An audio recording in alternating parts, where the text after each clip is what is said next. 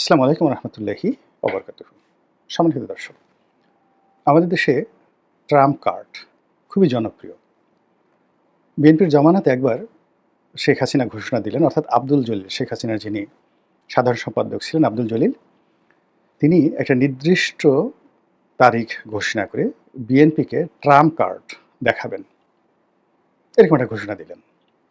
বলা হলো সেই দিন ঢাকা শহরে ১ কোটি লোক সমাবেশ ঘটাবেন, তারপর সেই বিএনপির পতন হবে, এবং ওটাই আব্দুল জলিলের সেই ট্রাম্প কার্ড। প্রায় ১ মাস সারা বাংলাদেশে হইচই হলো। বিএনপি সেই ট্রাম্প কার্ডটির ভয়ে একেবারে যত রকম ধরপাকড় আছে, রাজনৈতিক জুলুম অত্যাচার আছে, সব কিছু চালালো।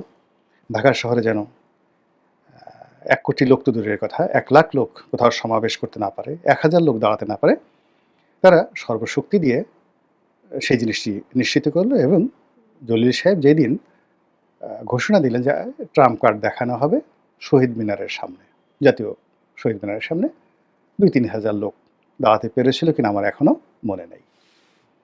তো এরকম একটা ফ্লপ, মানে ট্রাম্প কার্ড একটা ফ্লপ ঘোষণার পর আওয়ামী লীগ সভানেত্রী শেখ হাসিনা তিনি মুচকি হেসে বললেন যে বিএনপি আসলে ঠাট্টাও বোঝে না।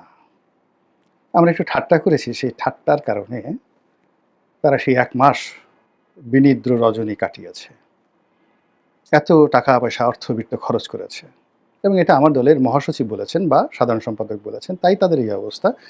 আর যদি আমি বলতাম, মানে এটা যদি আব্দুল জলিলের ট্রাম্প কার্ড না হয়ে শেখ হাসিনার ট্রাম্প কার্ড হতো, তাহলে তো বিএনপি মরেই যেত। ভালো কথা, আমরা যারা বাঙালি আমরা বুঝে নিলাম।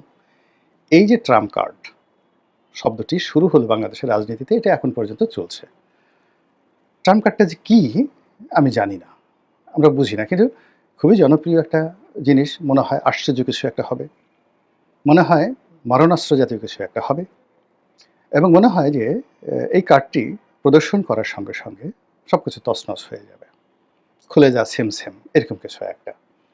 আর এখন মিস্টার ডোনাল্ড ট্রাম্প, মানে আমি যখন এই যে ট্রাম্প কার্ডটা বাংলাদেশে চালু হলো, তখন আমরা ট্রাম্পের নাম জানতাম না, এই নামে যেটা লোক আছে আমরা জানতামই না। এখন সেই ডোনাল্ড ট্রাম্প আমেরিকা রাষ্ট্র ক্ষমতায়।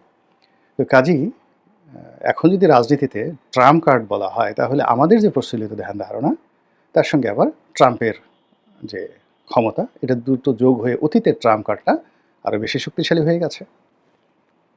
আরেকটি শব্দ, সেটা হলো তুরুপের তাস। আমি নিজে তাস খেলা জানিও না, বুঝিও না, কখনো খেলিও নি, তাসের কোনো নামও জানি না, কিন্তু তুরুপের তাস এটা আমি শুনেছি। আমার কাছে মনে হয় যে তাস খেলার যে কতগুলো গুপ্ত কৌশল রয়েছে, সেই কৌশলের মধ্যে যারা খেলে তাদের কাছে একটা তাস থাকে, যেটা মোক্ষম সময়ে তারা সেই তাসটি চাল দেয় বা ফেলে। একেবারে শেষ সময় দাবা খেলায় যেভাবে রানী বা রাজাকে খেয়ে ফেলা হয়, এরকম চেক দেওয়া হয়, ওইরকম রাজা মরে গেলে সব শেষ। তো ওইরকম তুরুপের তাসটা হলো একজন খেলোয়াড়ের জন্য একেবারে সর্বশেষ একটা, যাকে বলা হয় কৌশল, মূলধন। এবং ওই তুরুপের তাস না থাকলে কেউ জিততে পারে না, আর তুরুপের তাস দিয়েই সাধারণত খেলোয়াড়রা শেষ পর্যায়ে জিতে। সেই তুরুপের তাস ধরেন ফুটবলের মাঠে যেমন মেসি হতে পারে, তারপর ম্যারাডোনা হতে পারেন, পেলে হতে পারেন, ক্রিকেটের ময়দানে অনেকে আছেন এরকম তুরুপের তাস, যারা একটা দলের জন্য, দেশের জন্য, জাতীয় দলের জন্য, ক্লাবের জন্য শেষ সম্বল। এখন বাংলাদেশে যে অবস্থাটা হয়ে গেছে রাজনীতিতে, সেই রাজনীতিতে এখন আওয়ামী লীগ পুরো রাজনীতির একটা ট্রাম্প কার্ড।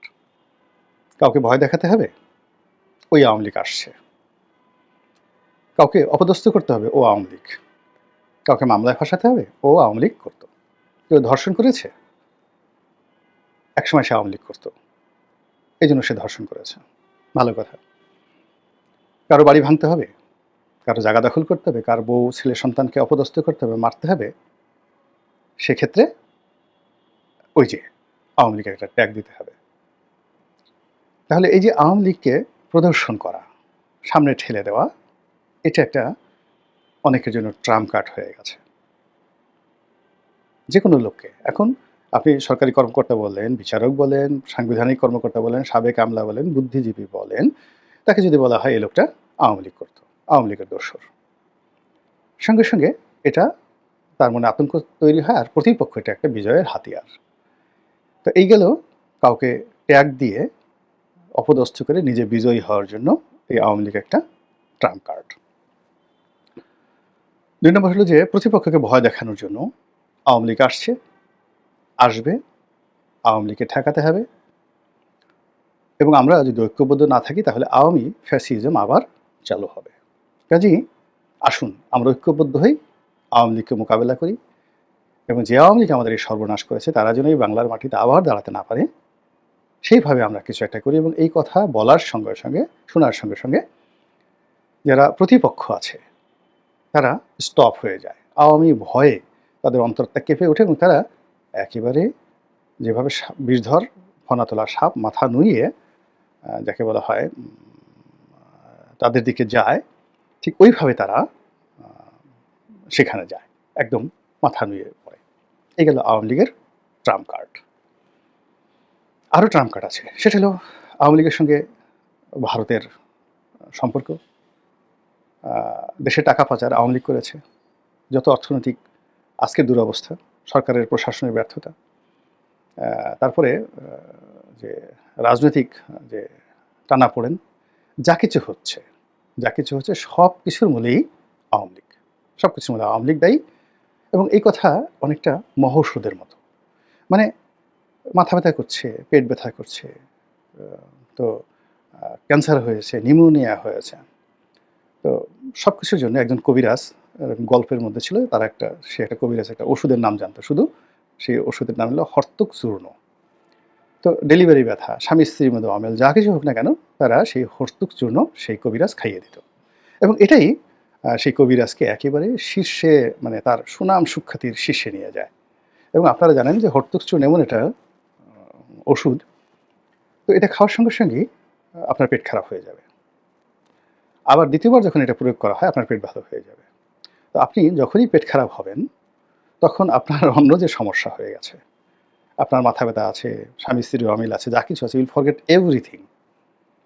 এখন বাথরুমে আপনাকে যেতে হবে, দেন আপনি আবার ডাক্তারের কাছে গেলেন এবং এই আপনার সমস্যাগুলো ওই সময়টাতে বন্ধ হয়ে গেল, আপনি খুব খুশি, ডাক্তারের কাছে আবার গেলেন, ডাক্তার আর এক চামচ হর্তুক চূর্ণ খাইয়ে দিল এবং আপনি ভালো হয়ে গেলেন। বলেন আই আল্লাহ, এ ডাক্তার, এ কেমন, এ তো একেবারে কবিরাজ হেকিম, মহাজ্ঞানী হেকিম, সেই যাকে বলা হয় লোকমান হেকিম, এরকম। তো ওইরকম একটা গল্পের হর্তুক চূর্ণের একটা গল্প আছে। এখন এই যে আওয়ামী লীগ, এখন অনেকের কাছে একে হর্তুক চূর্ণ বানানো হচ্ছে, কাউকে দমন করার জন্য, কাউকে ভয় দেখানোর জন্য, কাউকে বশে আনার জন্য, কিংবা কাউকে ঐক্যবদ্ধ রাখার জন্য। গেল আওয়ামী লীগের ট্রাম্প কার্ড। এখন শেখ হাসিনা, এখানে আওয়ামী লীগের একটা অংশ আর একটা হলো শেখ হাসিনা, দুটো আলাদা। মূলত এখনো পর্যন্ত শেখ হাসিনা দলের ঐক্যের প্রতীক, তাকে ছাড়া আওয়ামী লীগ কেউ কল্পনা করে না। আওয়ামী লীগকে ভিন্নভাবে গঠন করা, রিফাইন্ড হওয়া, হোয়াট এভার মেবি, বিভিন্ন সংস্থা, বিভিন্ন গ্রুপ নানাভাবে চেষ্টা করছে শেখ হাসিনা শেখ পরিবারকে মাইনাস করে আওয়ামী লীগকে দাঁড় করানোর জন্য। কিন্তু ওই যে 1/11-এর সময় যেভাবে শতভাগ ব্যর্থ হয়েছে, ঠিক একইভাবে তারা এখন শতভাগ ব্যর্থ হয়ে এই পর্যায়ে রয়েছে। এবং সেখানে শেখ হাসিনা, এখন সেই শেখ হাসিনাকে বাদ দেওয়া যাচ্ছে না। তাহলে যখন তাকে বাদ দেওয়া যাচ্ছে না, বেটার হলো তাকে তুরুপে তাস হিসেবে ব্যবহার করা। এবং শেখ হাসিনা যারা বিরোধী রয়েছেন, ক্ষমতায় যারা যেতে চান, সেটা বিএনপি হন, জামাত হোক, আওয়ামী লীগ হোক, এনসিপি হোক, ডক্টর মোহাম্মদ ইউনূস হোক, তারা সবাই শেখ হাসিনাকে তুরুপের তাস হিসেবে, তাদের শেষ তুরুপের তাস হিসেবে তারা সেটা ব্যবহার করার জন্য চেষ্টা চালিয়ে যাচ্ছে। তাকে মামলা দিয়ে আলোচনায় রেখে ভয় দেখানো, তাকে দেশে আনার চেষ্টা, তাকে জবান বন্ধ করার কথা বলা, নানা রকম বিপদ এবং বিপত্তি ইত্যাদি সৃষ্টি করে তারা এই যে শেখ হাসিনার যে তুরুপের তাস, এই তুরুপের তাসটিকে বাস্তবে রূপ দেওয়ার চেষ্টা করছে। এতে করে কার কতটুকু লাভ হচ্ছে, কার কতটুকু ক্ষয়ক্ষতি হচ্ছে আমরা বলতে পারবো না। তবে একটা মার্কেটিংয়ের ভাষা আছে, আপনি কারো বিরুদ্ধে যতই নেতিবাচক প্রচারণা করেন বা ইতিবাচক করেন, হোয়াট এভার মেবি, আলটিমেটলি প্রচারণা যার বিরুদ্ধে করা হয় তার পক্ষে যায়, আর যার পক্ষে করা হয় তারও পক্ষে যায়। আওয়ামী লীগকে নিয়ে আমরা যত আলোচনা করছি, মার্কেটিংয়ের এই নিয়ম অনুযায়ী সবকিছু আওয়ামী লীগের পকেটে যাচ্ছে বলে আমার কাছে মনে হচ্ছে। মহান আল্লাহ আমাদের সবাইকে হেদায়েত দান করুন, হেফাজত করুন। আসসালামু আলাইকুম ওয়া রাহমাতুল্লাহি ওয়া বারাকাতুহু।